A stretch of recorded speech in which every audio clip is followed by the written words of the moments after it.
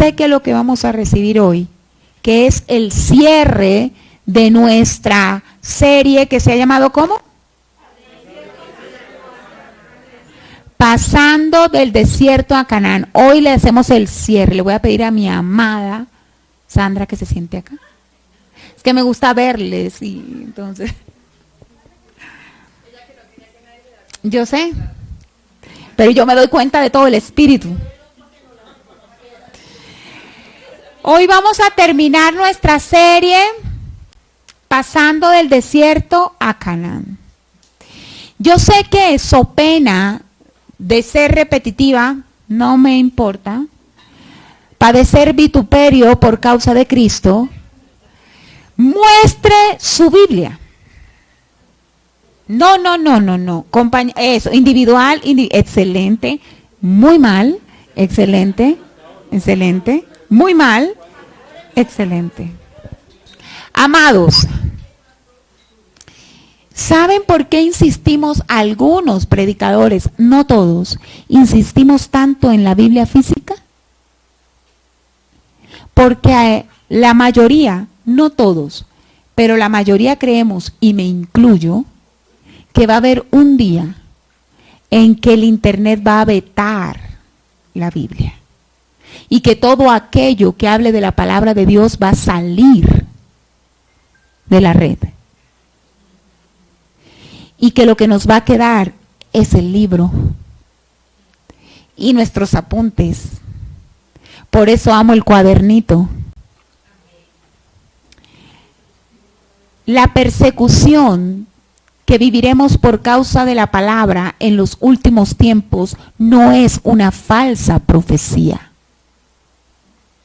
Y si ya no podemos, por causa de tanta presión, en muchos países, enseñar la palabra de Dios, ¿qué le garantiza que en este país siempre lo podamos hacer? ¿Qué le garantiza?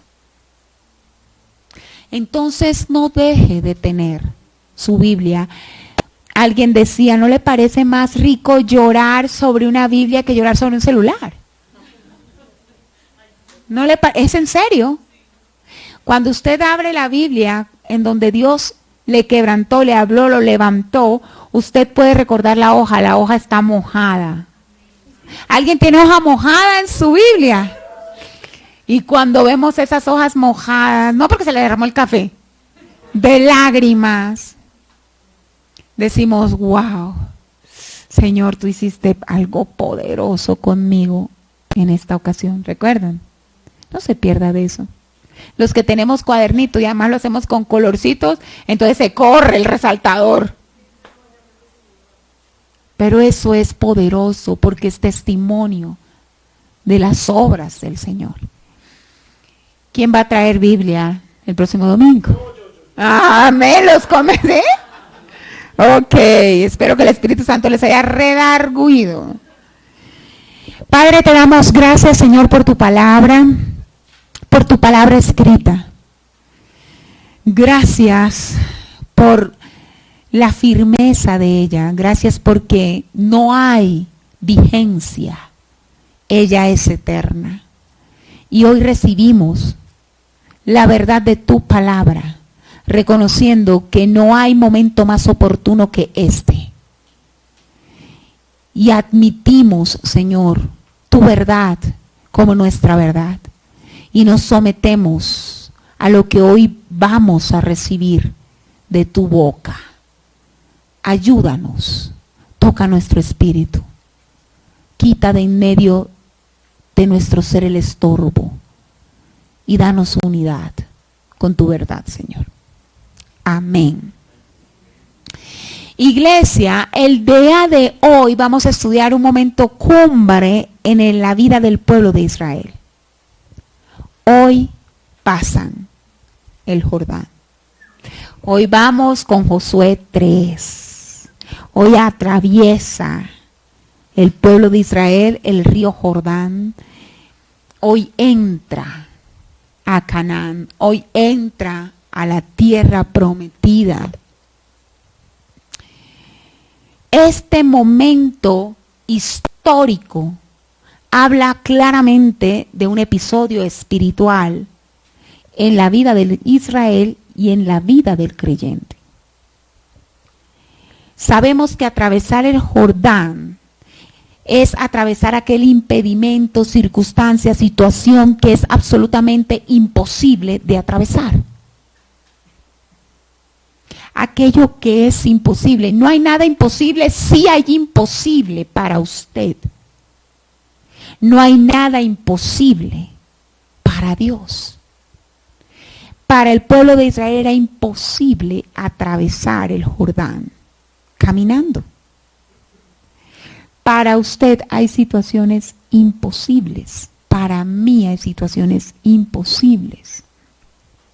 Pero hay en Cristo la verdad, la posibilidad de pasar al otro lado, porque Él es el Dios de lo imposible.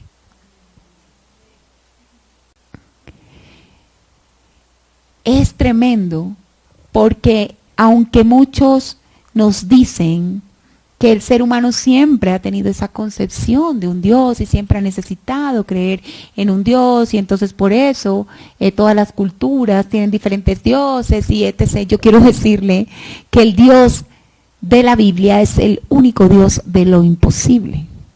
Aún los dioses creados por los griegos, creados por los mayas, creados por todas las culturas, son dioses con limitaciones. Son dioses que pueden hacer esto, pero no pueden hacer aquello. Que para que hagan aquello hay que hacerle un sacrificio. Que si no se hace, que no lo hagan. ¿Sí me estoy dando a entender? El Dios de la Biblia es el Dios verdadero y es el Dios de lo imposible. Canaán nos habla espiritualmente de la tierra prometida para el cristiano, el diseño original de Dios para su vida. Esos pensamientos de bien y no de mal que Dios tiene para con usted, ese es su Canaán. Jeremías 29 dice, porque yo sé los pensamientos que tengo para con vosotros, dice Jehová, pensamientos de bien y no de mal, para darlos un porvenir y una esperanza. Entonces me invocaréis y vendréis y oraréis a mí, y yo os escucharé, y me buscaréis y me hallaréis, cuando me busquéis de todo corazón.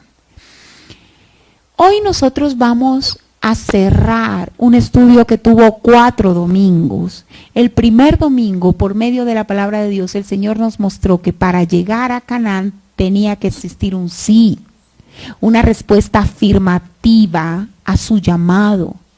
¿Quieres vivir lo que Dios diseñó para tu vida? Tendrías que decir un sí genuino de corazón para comenzar. Después, por medio de la palabra, vimos la importancia de dejar el duelo, de dejar el pasado, de dejar de abrazar el dolor. También el segundo domingo entonces vimos la necesidad de esforzarnos y de ser valientes en Dios. De esforzarnos, tomar las fuerzas de Dios cuando ya no tenemos.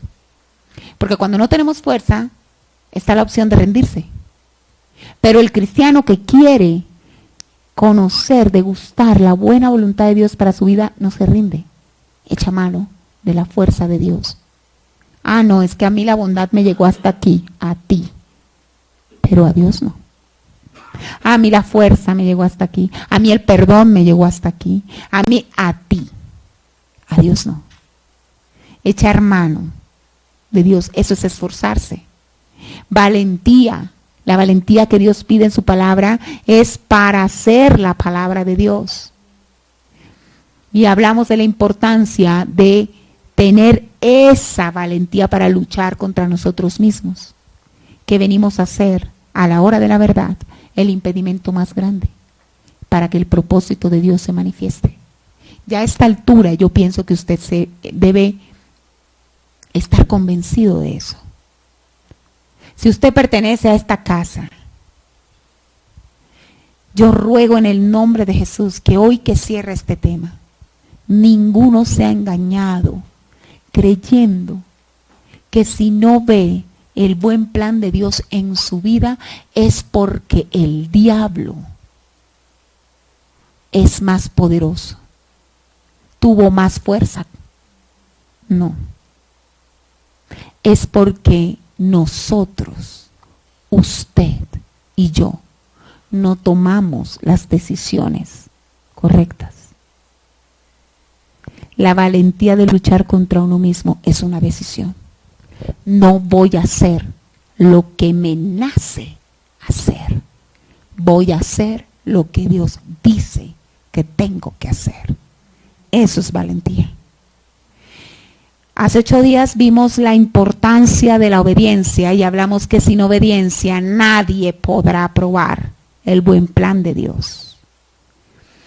Y hoy cerramos con aquello que viene a ser vital, porque todos los puntos que le acabo de mencionar no son posibles, no son viables, no se pueden experimentar sin lo que hoy vamos a estudiar. Abra su Biblia, por favor, en Josué 3. Yo voy a leer rápidamente. Me es necesario que usted me siga porque es probable que lea muy rápido y si usted se ayuda leyendo no se va a perder. Josué 3. Josué se levantó de mañana y él y todos los hijos de Israel partieron de Sitín y vinieron hasta el Jordán y reposaron allí antes de pasarlo. Y después de 3 días, los oficiales recorrieron el campamento y mandaron al pueblo diciendo: cuando veáis el arca del pacto de Jehová vuestro Dios y los levitas, sacerdotes que la llevan, vosotros saldréis de vuestro lugar y marcharéis en pos de ella, a fin de que sepáis el camino por donde habéis de ir, por cuanto vosotros no habéis pasado antes de ahora por este camino, pero entre vosotros y ella haya distancia como de 2000 codos, no os acercaréis a ella. Y Josué dijo al pueblo: santificaos, porque Jehová hará maravillas mañana entre vosotros. Y habló Josué a los sacerdotes diciendo: tomad el arca del pacto y pasad delante del pueblo. Y ellos tomaron el arca del pacto y fueron delante del pueblo. Entonces Jehová dijo a Moisés: desde este día comenzaré a engrandecerte delante de los ojos de todo Israel, para que entiendan que como estuve con Moisés, así estaré contigo. Tú pues mandarás a los sacerdotes que llevan el arca del pacto, diciendo: cuando hayáis entrado hasta el borde del agua del Jordán, pararéis en el Jordán. Y Josué dijo a los hijos de Israel: acercaos y escuchad las palabras de Jehová vuestro Dios.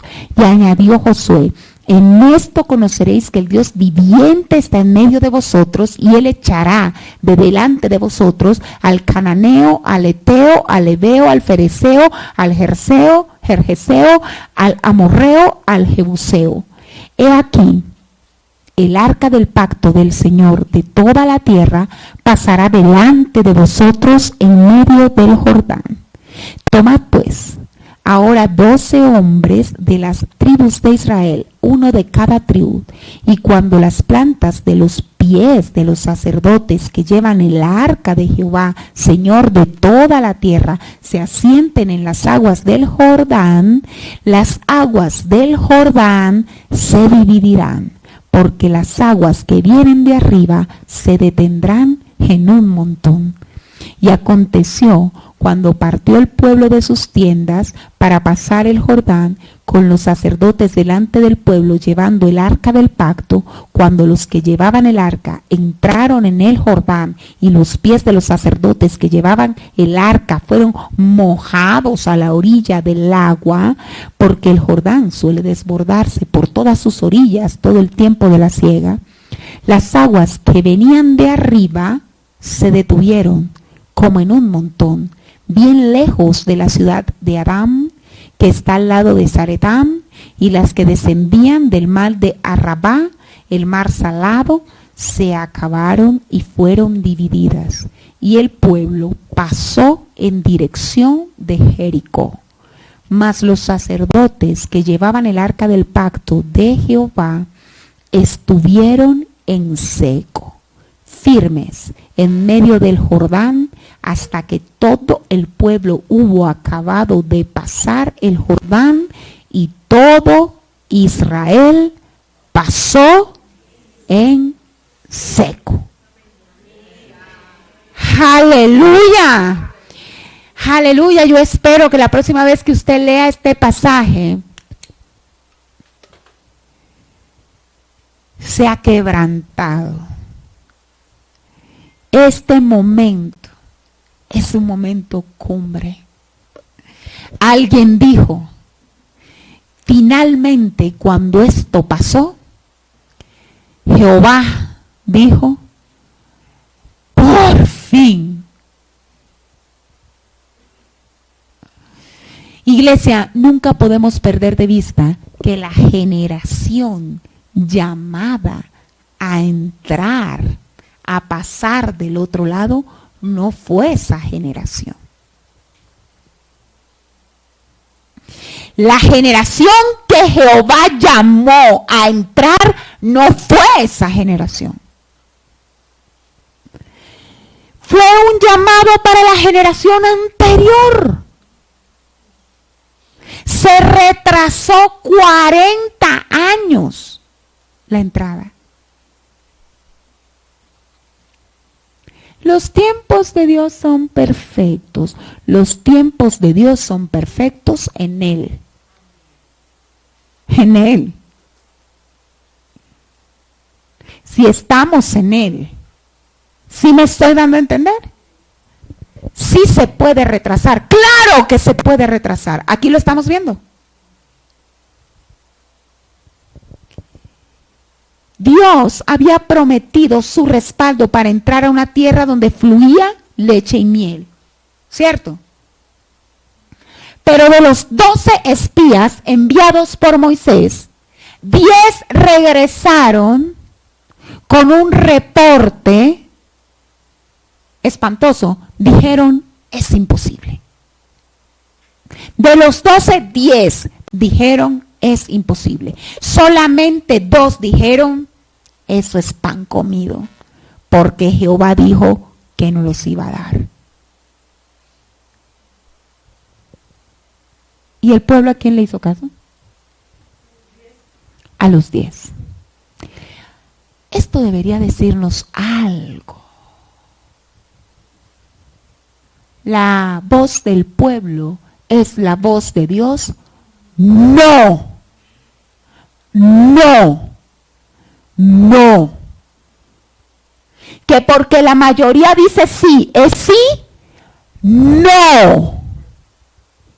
Que porque a la mayoría le parece, le gusta, estamos de acuerdo, entonces eso es lo que se hace. No. 10 estaban de acuerdo, pero estaban equivocados. La verdad la tenían 2 únicamente. ¿Por qué? Eran los que estaban de acuerdo con Dios. Pero al pueblo le pareció, el pueblo echó número.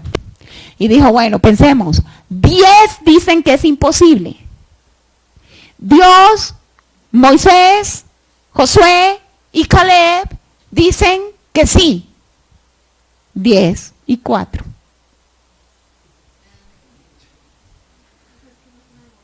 No. El mundo espiritual no es de democracia. Es de teocracia. Es lo que Dios dice. Cuando el pueblo decidió por las mayorías, dijo no a Dios. Y si le dijo no a Dios, le dijo no al plan. No a la bendición. Es muy fuerte lo que vamos a leer, pero es que nosotros tenemos que conocer el Dios al cual amamos, servimos, el Dios que nos liberó. Números 14, 28, 30 dice lo siguiente. Diles, le está hablando a Moisés, vivo yo, dice Jehová, que según habéis hablado a mis oídos, así haré yo con vosotros. En este desierto caerán vuestros cuerpos. Todo el número de los que fueron contados de entre vosotros de 20 años para arriba, los cuales han murmurado contra mí, vosotros a la verdad no entraréis en la tierra. Por lo cual alcé mi mano y juré que os haría habitar en ella. Lea conmigo. Exceptuando a Caleb, hijo de Jefone, y a Josué, hijo de Nun. Aleluya.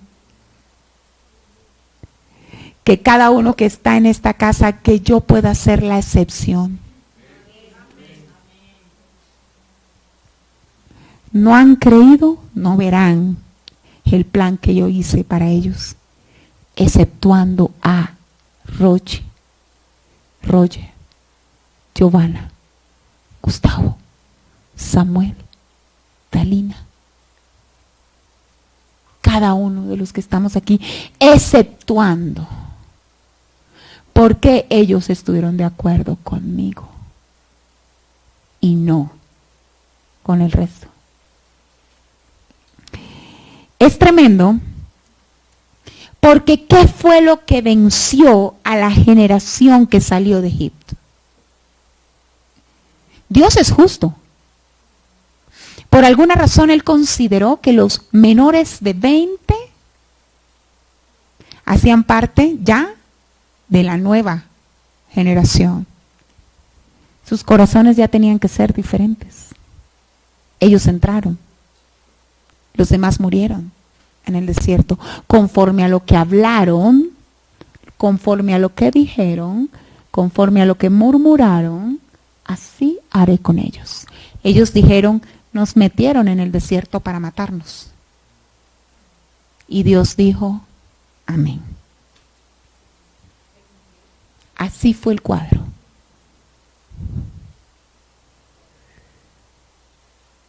¿Qué venció a esta generación?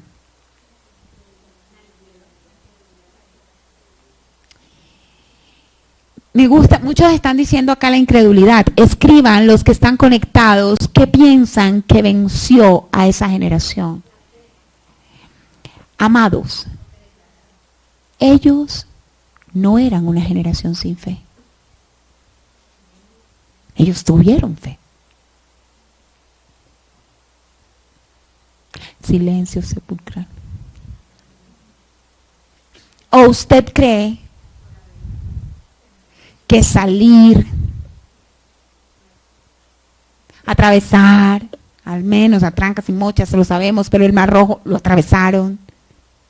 Además, la palabra de Dios nos dice en Romanos 12:3 que cada uno de nosotros tiene una medida de fe. En el pueblo de Dios, todos tenemos una medida de fe. Créalo. Dígale al otro, yo tengo fe. Romanos 12:3, por la gracia que se me es dada, les digo a todos ustedes, nadie tenga un concepto de sí más alto que el que debe tener, sino más bien piense de sí mismo con moderación y culmina según la medida de fe que Dios le haya dado. Si usted está aquí, es porque usted tiene una medida de fe. ¿Sabe cuál fue el problema de esta generación? El problema de esta generación es que tomó la decisión de no salir de su lugar en pos de la presencia de Dios. Escriba esa frase. Aquellos obedientes que traen cuaderno. Los otros creen que la van a recordar. No la van a recordar.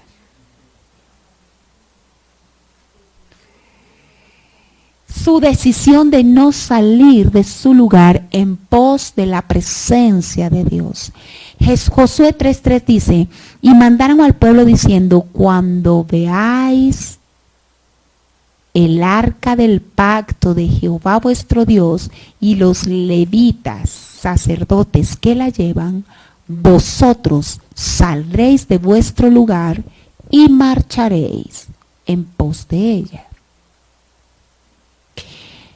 La generación nueva no fue perfecta,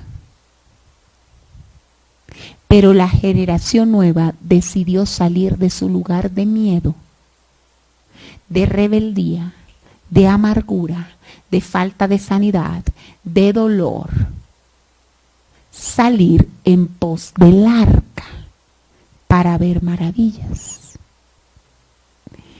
Ahora, usted puede creer que sea casualidad que hoy vamos a cerrar, que es una serie, no cambié el programa, hoy era la cuarta sesión, hoy teníamos que pasar el Jordán, y puede ser casualidad que me den este regalo el día lunes traído de Israel. ¿Quiénes saben qué es esto? Solo Dios. Mire, Dios nos está ayudando.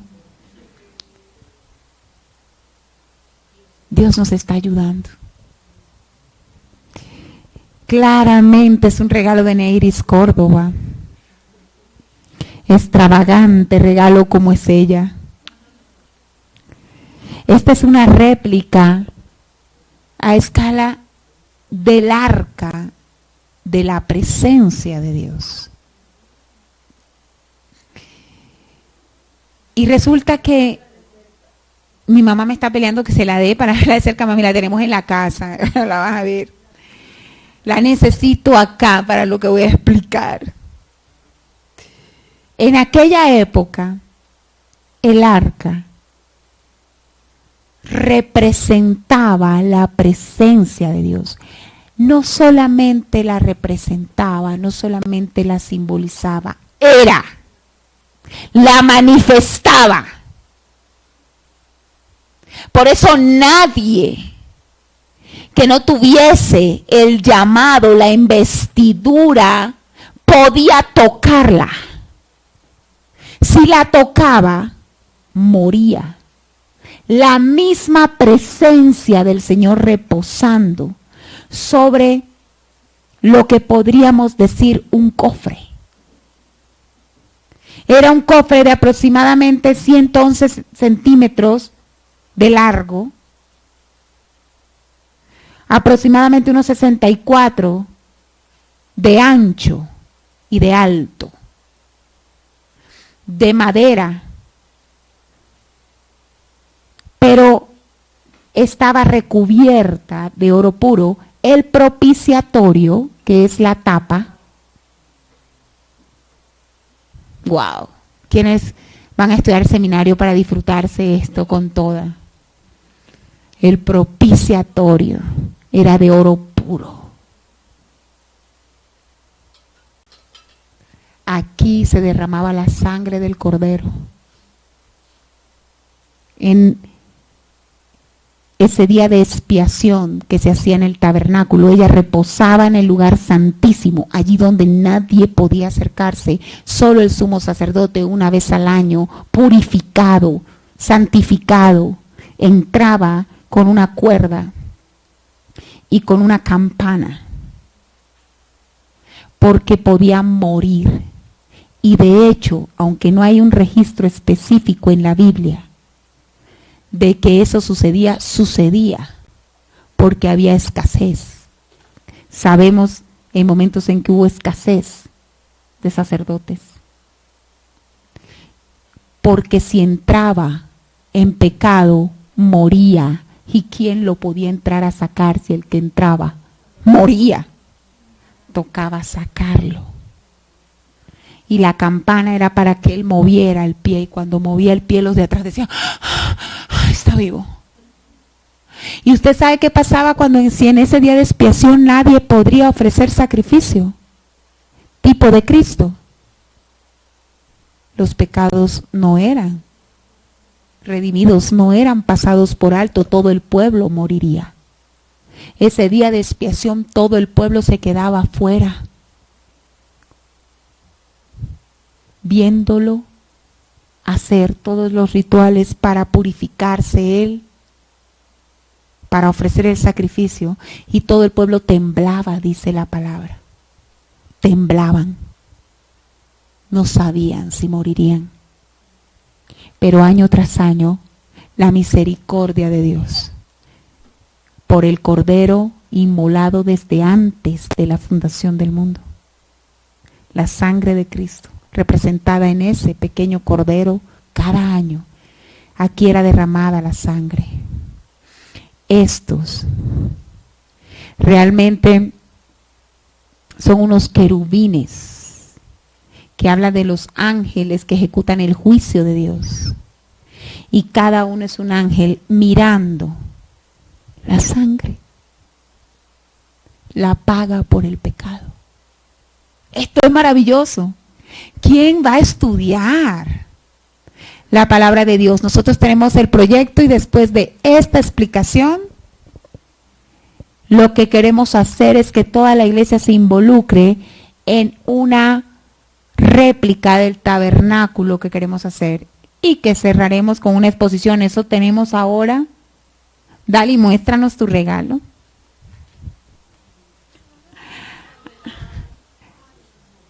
El candelabro. Otro símbolo en el tabernáculo de nuestro Señor Jesucristo. Entonces yo creo que Dios nos está hablando que es el momento de hacerlo. Realmente, la orden para el pueblo, para que el pueblo pudiera pasar, y esa es la instrucción de hoy, fue santificarse. Santificarse.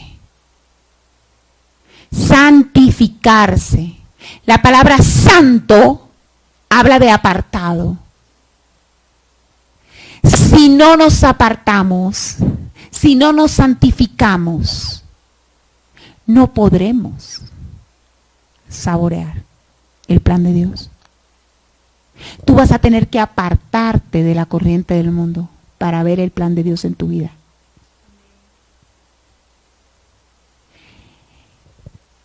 Miren, cuando el pueblo de Israel, la generación que entró al desierto, murmuraba, era rebelde, contumaz, la palabra de Dios dice que lo provocaba. Era porque Egipto estaba en su corazón. El amor al mundo estaba en su corazón. Fue una generación que no se santificó para el propósito de Dios.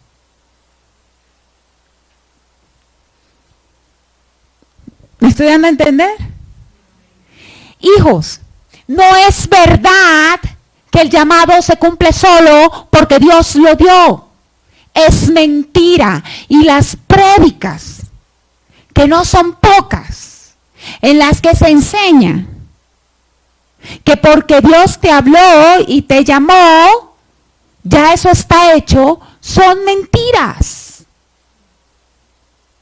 Él es en Él, sí y amén. En Él. En la presencia.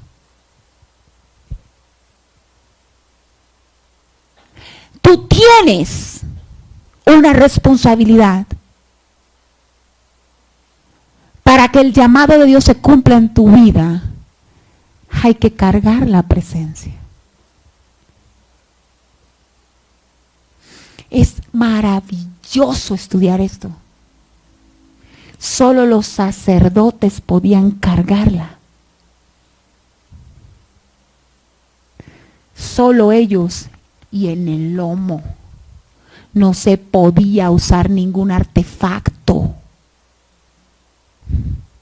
Esto tenía que ir aquí. Esto tenía que pesar.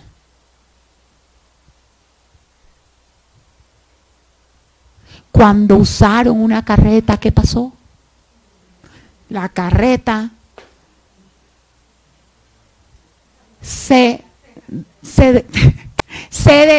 digamos que se descoyuntó.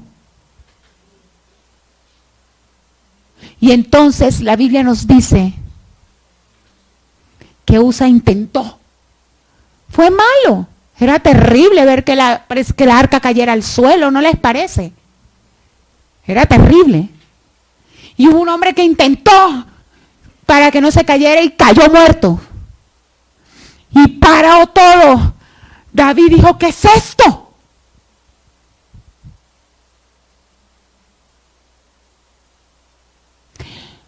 Amados, solamente cuando se documentó y entonces fue llevada el arca donde él quería llevarla, conforme a la instrucción de Dios, entonces la presencia de Dios entró de nuevo a Jerusalén. No es a tu manera. No es Dios está conmigo y yo veo las cosas de Dios porque es que yo soy así súper especial. No. El propósito de Dios solo se ejecuta como Él quiere. A ver, Él es Dios. La falta de santificación en nuestras vidas es un insulto a la soberanía de Dios. Porque además reclamamos porque es que no vemos todo lo lindo que me has prometido. La pregunta es, ¿cuánto nos hemos santificado para verlo? ¿Cuánto nos hemos apartado de la vertiente del mundo para buscar a Dios y verlo? ¿No les parece interesante esa pregunta? Bueno, les voy a decir algo, para que no me regañen.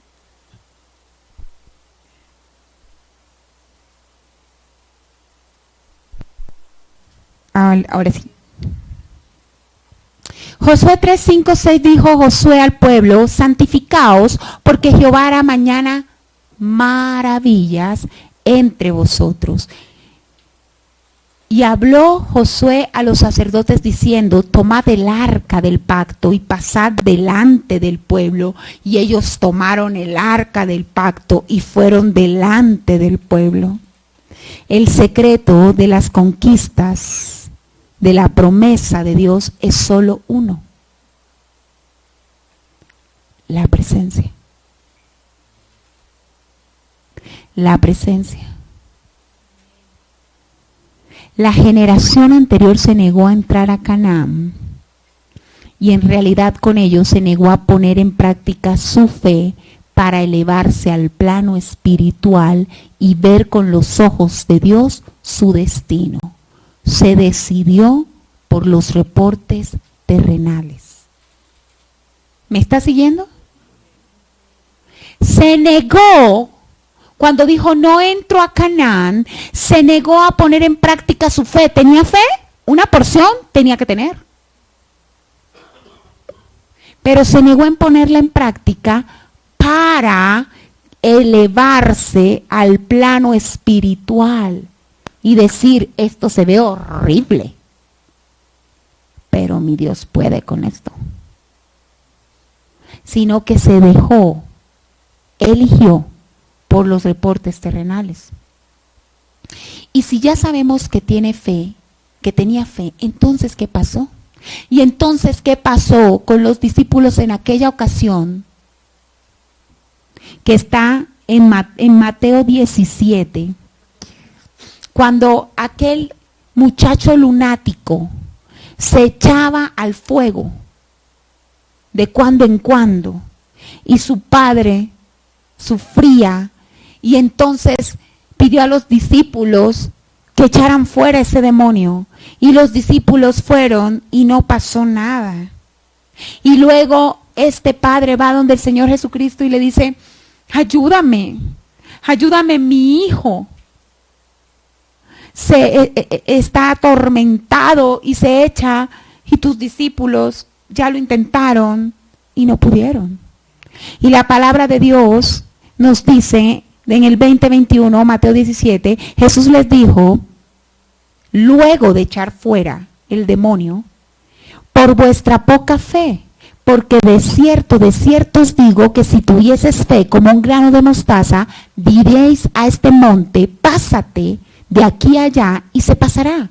Y nada os será imposible, pero lea conmigo. Pero este género no sale sino con oración y ayuno, con santificación. ¿Tenían fe? Sí. Fueron a echar fuera el demonio. La Biblia nos dice, el Señor Jesús nos dijo que no se trata del tamaño de la fe. Dijo, puede ser como un grano de mostaza, que es el grano más pequeño, la semilla más pequeña. Eso me lo enseñaron.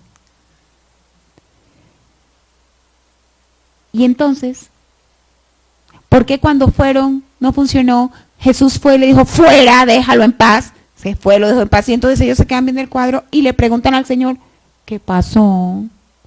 Porque a nosotros no nos paró bolas. Y Él les dice, este género se le para. A lo único que no se puede resistir es a la presencia. Y esta se aprende, se lleva, se carga con oración y ayuno.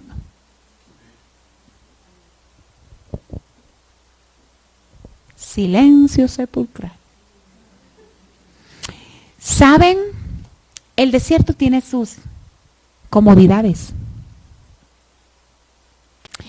Mujeres, 40 años sin cocinar. Aleluya. 40 años en donde había que salir, llenar, el comer. 40 años sin cocinar. 40 años sin coser la ropa, sin lavarla, sin plancharla, sin comprar ropa, sin que se gaste. ¿No le parece una maravilla? ¿Usted cómo sería la vida de nosotros? ¿No se cocina? No, la ropa es muy triste, dice Giovanna. Yo no podría vivir. Hombres, 40 años sin pagar un recibo de luz. Columna de fuego en la noche, iluminando. Usted sabe a lo que voy. 40 años sin pagar recibo de agua. Se tocaba a la roca y botaba agua gratis. Se hablaba y botaba agua. En él no podía estar en esa época. Hombres, usted no pagaba el mercado. Por 40 años la comida era gratis. El desierto tiene sus comodidades. Y esta generación contumaz eligió quedarse en el desierto, en lugar de irse en pos de la presencia y de vencer su temor por medio de la oración y el ayuno. Vencer su debilidad, su orgullo, lo que fuera, por medio de la oración y el ayuno. Eso eligió. Y por cuanto eligió eso, en el desierto se murió. Los demonios ganaron. ¿Sí me estoy dando a entender? Ese demonio no iba a soltar a ese muchacho, a no ser que la presencia de Dios lo hiciera huir. Tú y yo tenemos que entender que hay cosas en nuestra vida que no se van a ir automáticamente. Que la única forma de que se vayan es que tú ores y ayunes para que la presencia de Dios se manifieste en tu vida y conozcas la libertad. Y eso requiere salirse de la comodidad. Ejercer disciplina en el mundo espiritual. para llegar a ese nivel superior.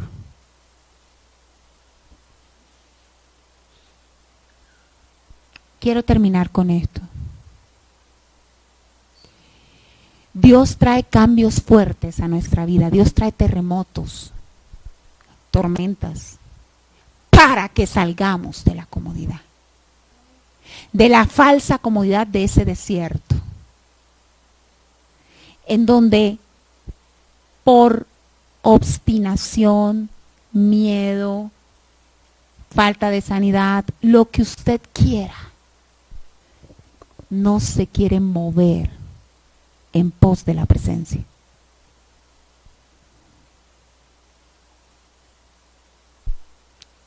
Debemos echar mano de las disciplinas espirituales para buscar al Señor. Es ofensivo querer el milagro y no al Señor de los milagros. Es ofensivo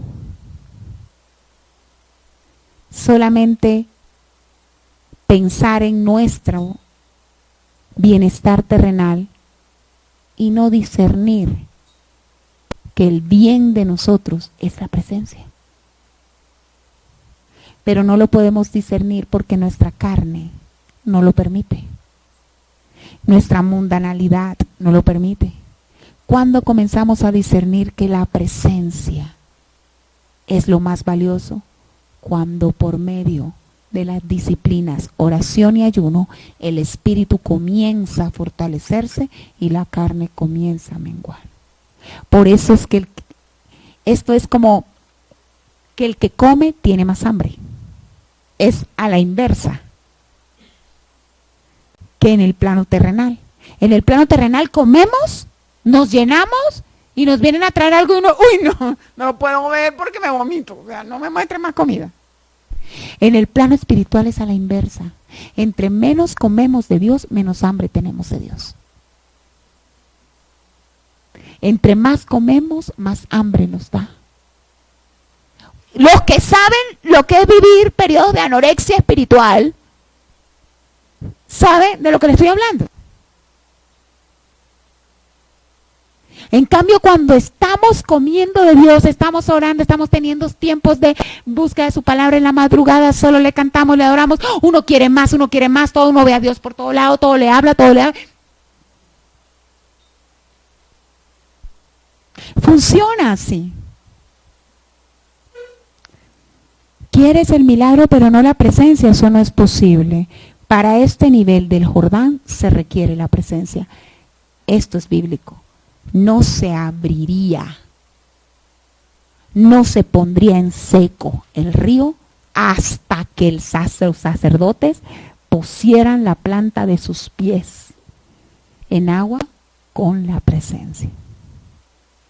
Este nivel de pasar del desierto a Canaán solamente es con el arca, cargando la presencia. Y fíjese que usted quiere un Waze espiritual. Usted quiere que todo el tiempo alguien le diga por dónde ir en lo espiritual. Si me dieran $1 por cada vez que he escuchado eso, Lore, pero dime entonces, ¿qué hago? Si fuera millonaria.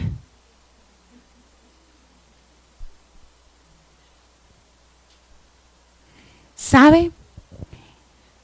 Josué dijo en 3:4, a fin de que sepáis el camino por donde debéis ir, fijen sus ojos en el arca, a fin de que sepan el camino por donde habéis de ir, por cuanto vosotros no habéis pasado antes de ahora por este camino.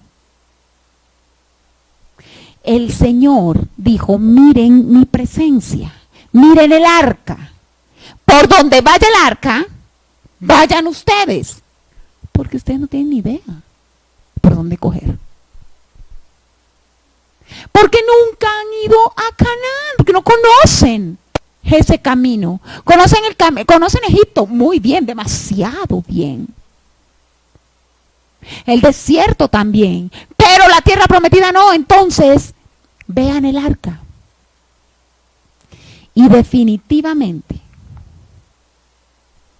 la vida en el Señor es más, la tierra prometida es más un camino de montaña que una autopista. No es recto. No vemos lo que va a pasar a kilómetros de distancia. Usted va hasta la curva, ¿sabe? Y luego Dios le indica otra y vuelve y da ese tramo, apunta fe y hay otra montaña. Y vuelve y pasa y usted avanza de curva en curva. Y si no ve nada, porque esa es la fe, ¿qué es lo que sí tiene que ver? El arca, la presencia. Eso sí lo tiene que ver.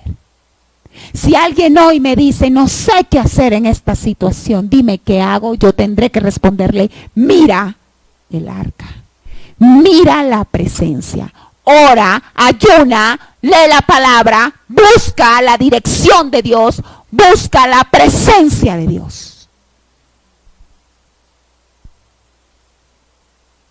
Porque vamos para Canaán y allá no se llega de otra forma.